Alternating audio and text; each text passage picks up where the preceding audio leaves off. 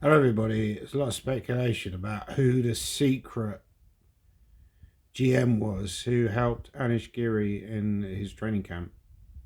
So apparently, according to Anish Giri, if you watch the video, he was talking to the chest base India guy. Who's chest base India guy? Again, I forgot his name. And his wife, Amruta. Sorry, Sagar Shah, right? Lovely guy. And he was also talking to Vidit, and he mentioned that it was a stronger player than both himself and Vidit.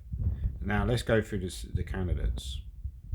I don't think it's Kasparov because I don't think Kasparov would really be stronger than Giri now. It could be Kasparov because maybe he's talking, but also it's important to mention that he was talking about he was competing with this player and he was playing blitz against him, and he was holding his own.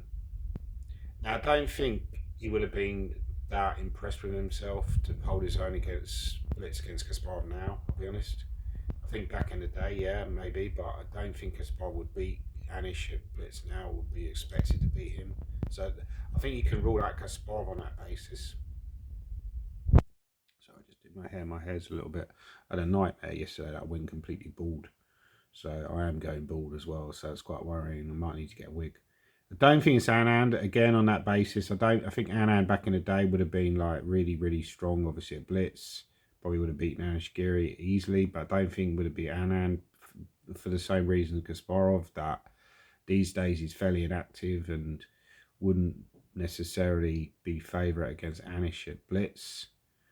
He's older now as well, so okay, that leaves other people. I don't think he would rate people like Gukesh, Yi Wei,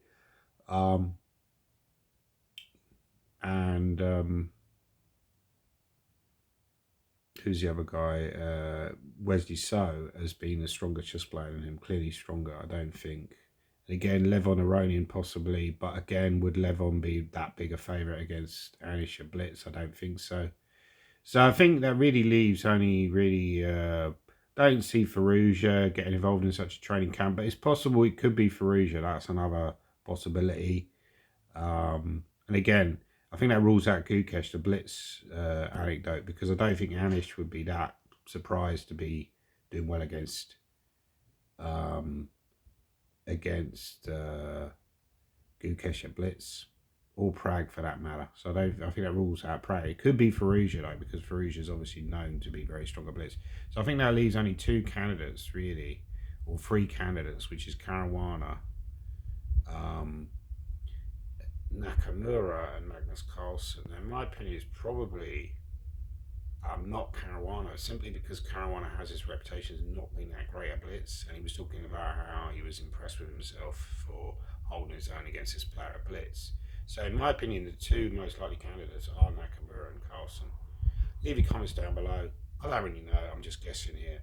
It's interesting that they have these training camps. I think that's something that's missing from my chess career, is more of a kind of a solid training kind of regime. I need to work harder on my chess. I've always thought I'm quite a talented player, but I've never been used by like a top player. I've never been into that sort of like top training camp kind of, really seen that as sort of like elite chess.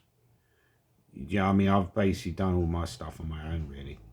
Yeah, I was chatting to John Spielman about, because he worked as a second for Vishy Anand during the 1995 World Chess Championship match in New York.